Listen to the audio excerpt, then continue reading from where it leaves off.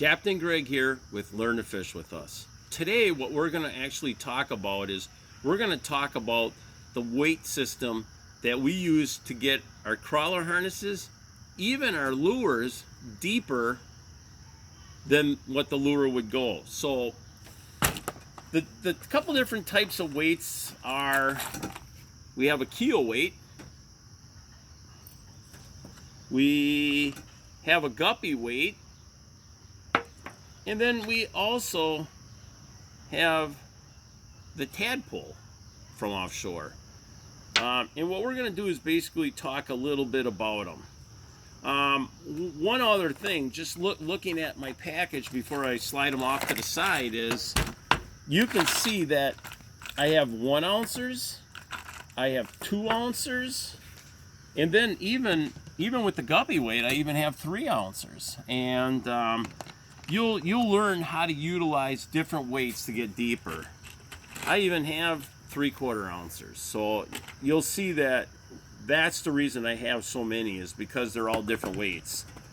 But now what we'll do is we'll actually put these off to the side and we'll talk about how we utilize this. So let's say I'm fishing today and you know, I'm looking over Lake Winnebago right over there, and it is pretty flat. So with it being pretty flat, I would feel really good about using a Keel weight or really any of these systems.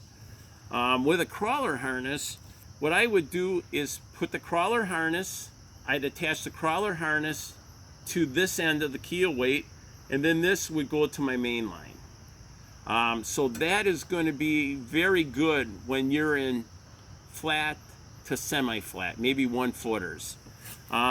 Because this weight is so close to the blade, every time your board jumps, your offshore board jumps, it's going to potentially surge your crawler harness back and forth. So that's why you really want to use a Keel weight when it's flat to semi-flat.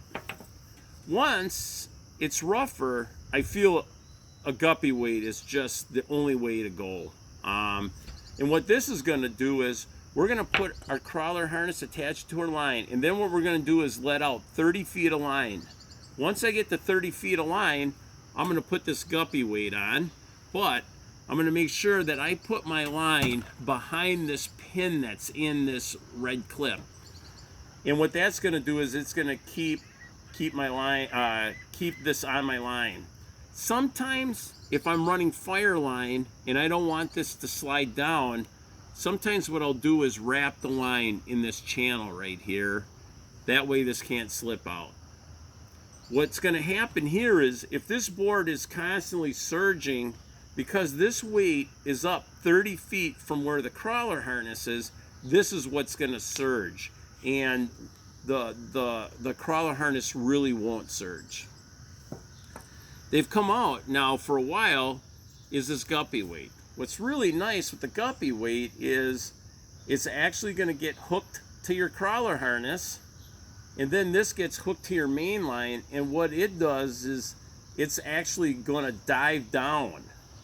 So not only do you have the weight of the Guppy, you also will have the surface area to dive down.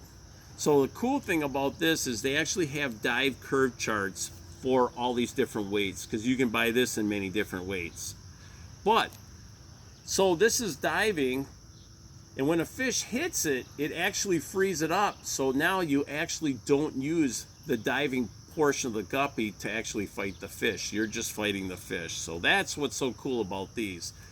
They've also had now a new magnum size, so you can actually get lighter weights down quicker, which to us is better when we don't have to have as much line out.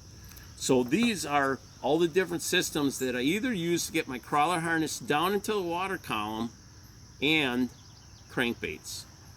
One note to remind you of is when using this, most of the time, if I'm trolling 1 ounce weight with a crawler harness at 1 mile an hour, it should be about a 45-degree angle. So if I want to fish 10 feet down, I would want to have 20 feet. So I'd want to have the weight go down 20 feet from the top of my line, and that should get it down 10 feet. So here's another tip from Captain Greg at Learn to Fish with Us.